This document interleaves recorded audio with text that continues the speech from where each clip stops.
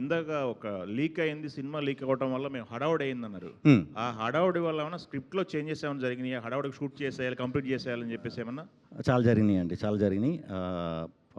డీటెయిల్గా చెప్పాలంటే ఒక ఒక 20 డేస్ వర్క్ని మనం 7 డేస్లో డే అండ్ నైట్ చేయవలసి వచ్చింది. దానికి టీం అందరూ సపోర్ట్ చేశారు. డే అండ్ నైట్ అనమాట. అంటే డే వరకు డే చేయటం, నైట్ కంటిన్యూస్ చేసాం. అలా చేస్తేనే దీనికి అచీవ్ అవ్వగలిగాం. ఇమీడియట్ మొదలుపెట్టాం మార్కెటింగ్ కూడా. ఇంకా పూర్తిగా ప్లానింగ్ అది చేసుకోకుండానే మొదలెట్టాల్సి వచ్చింది. దానివల్లే మనకి చిన్న కన్ఫ్యూజన్ కూడా వచ్చింది కదా మనకి, 2 సినిమాలు ఇదంతా కూడా. Actually one of the main reason ఇదండి, ఇది కూడానండి. ఓకే, ఇప్పుడు లీక్ అయిందన్నారు కదా, ఆ లీకేజ్ ఎక్కడి నుంచి జరిగింది, ఎందుకు జరిగింది అనేది తెలిసిందా? ఐడియా వచ్చిందా? చెన్నై నుంచి లీక్ అయినట్టు ఇన్ఫర్మేషన్ ఉందండి. ఇంక డీటెయిల్ ఆల్రెడీ కేసులో ఉంది అది. సో మరి అది నేను చెప్పకూడదు, నాకు తెలియదు. చెన్నై నుంచి అయితే ఇది పోలీస్ కేసు కంప్లైంట్ కానీ, ఆ రోజు మన ప్రొడ్యూసర్ గారికి వచ్చే బ్లాక్మెయిల్ మెసేజ్లు, మనం ఛాంబర్కి పెట్టిన రిపోర్ట్లు అన్నీ ఉన్నాయి. బట్ ఇదేదో ఇది చేయాలని కాదు, ఫర్దర్గా మిగతా సినిమాలు కూడా ఇలా జరిగే అవకాశం ఉంటే మాత్రం చాలా ఇబ్బంది పడతాం. ఎందుకంటే నలిగిపోతాం కదా, అన్ని రోజులు కష్టపడినంత వేస్ట్ అవుతుంది. సో దాని మీద ఏమన్నా మరి ఏంటనేది మేము ఈ సినిమా అయిపోయిన తర్వాత, అంటే మా ఎక్స్పీరియన్స్ని కూడా మళ్ళీ ఒకసారి అందరికీ చెప్పి ఎలా సార్ట్ చేసుకోవాలి, ఎలాంటి ప్రాబ్లం రాకుండా ఉండటానికి అనేది ప్రయత్నించాలండి. బ్లాక్మెయిల్ అన్నారు, ఈ ఎంత అమౌంట్ ఏమైనా బ్లాక్మెయిల్ చేస్తారా ఏంటిది? పాపం రీల్కి బ్లాక్మెయిల్ చేశారు. నేను నవ్వుతో చెప్తున్నాను, వేరే విధంగా అనుకోకండి. రీల్కి ఈయన కూడా చెప్పడానికి చాలా ఇబ్బంది పడ్డారు. రిలీజ్ ముందు రోజు వరకు కూడా ఇది జరిగిందండి. రిలీజ్ ముందు రోజు వరకు కూడా ఇది వచ్చింది. ఆ విషయంలో అయితే ఈయన చాలా నలిగిపోయారు. అలా అని చెప్పి మమ్మల్ని ప్యానిక్ చేయలే. అదే అంటే ఈ ఇష్యూ ఛాంబర్ గానే చాలా బాడీస్ ఉన్నాయి, ఇండస్ట్రీ మొత్తంలో వెళ్ళాం. వెంటనే కంప్లైంట్ సపోర్ట్ ఎలా ఉందండి? 100% సపోర్ట్ చేసింది. ఓకే. సో ఆ రోజు సండే మార్నింగ్ 9 o'clock నాకు ఫోన్ వచ్చింది. నేను ఫోన్ లిఫ్ట్ చేయట్లేదు. అంటే వరుసగా కొడుతుంటే ఏమంటే సుబ్రహ్మణ్యం గారు మీరు ఫోన్ లిఫ్ట్ చేయండి ఒకసారి అర్జెంట్, వాట్సాప్ చూడండి అన్నారు.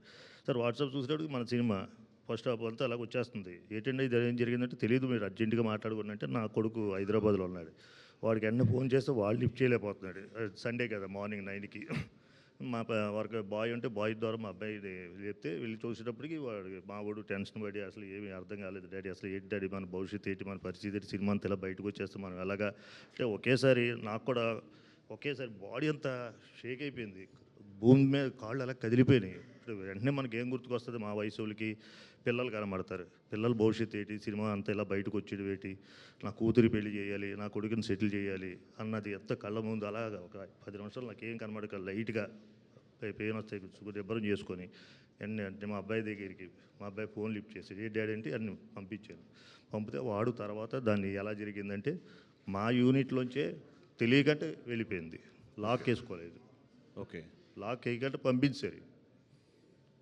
ఓకే, ఎవరికి పంపించారంటే మన మీకు వచ్చిందా ఎవరికో లాక్ వెళ్ళేది, అది బయటికి వెళ్ళిపోయింది. ఆ బయటికి వెళ్ళిపోవడం వల్ల ఆ జరిగిన మిస్టేక్ చాలా పెద్ద డ్యామేజ్ జరిగింది.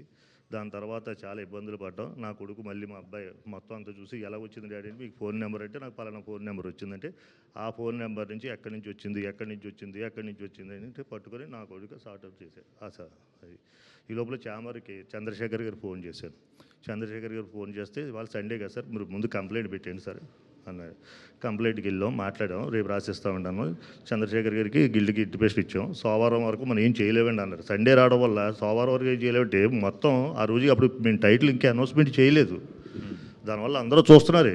అప్పటికే 20,000 మంది 50,000 మంది చూస్తారు విష్ణు గారి సినిమా. కానీ టైటిల్ అనౌన్స్మెంట్ లేదు కనుక ఆ రోజున మేము సరిపోయింది. ఆ తర్వాత వాళ్ళతో మాట్లాడి ఒకటి తీస్తుంటే అలాగే డైలీ 4 పంపడం, ఇంకో రోజున ఇంకో 4 పంపడం,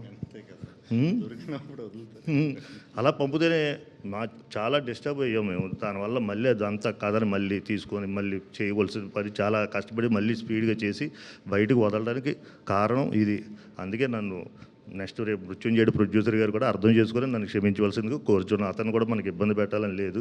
ఛాంబర్ పెద్దలను కూడా నేను కొంచెం నా సినిమా చేసుకుంటానన్న వాళ్ళు కూడా నేను మనస్ఫూర్తిగా క్షమించాలని కోరుకుంటున్నాను. Thank you. ఓకే విష్ణు గారు సార్, సినిమా చూసాను, చాలా బాగుంది sir. Thank you.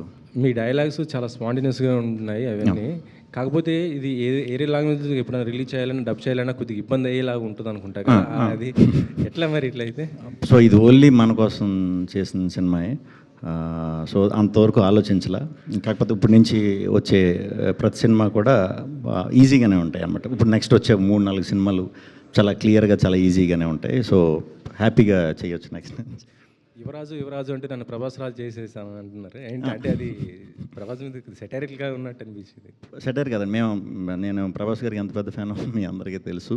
So easy connection కోసం అనమాట అది పెట్టింది. అవునా? ఈరోజు మీ బర్త్డే సందర్భంగా మృత్యుంజయ్ కూడా ట్రైలర్ కూడా ట్రైలర్ ఇప్పుడే లాంచ్ అయింది. ఎన్టీఆర్ గారు తారక్ గారు చేశారు. చాలా థ్యాంక్స్. రెస్పాన్స్ కూడా అద్భుతంగా వస్తుంది. ఇది కంప్లీట్ వేరే జానర్, అది వేరే జానర్. సో అది కూడా టెరిఫిక్గా ఉండబోతుంది. అది ప్యూర్ థ్రిల్లర్ అండి, ఇంకా edge of the seat thriller. అది కలిసారండి ఎన్టీఆర్ గారిని? మీరు కలిసారా? లేదు, మేము ఇప్పుడు ఇమీడియట్ ఇటు వచ్చిన తర్వాత ఊరు వెళ్ళిపోతున్నాం అండి. 2 days ఫినిష్ చేసుకుని నెక్స్ట్ వీక్ కలుస్తున్నానండి. ఓకే.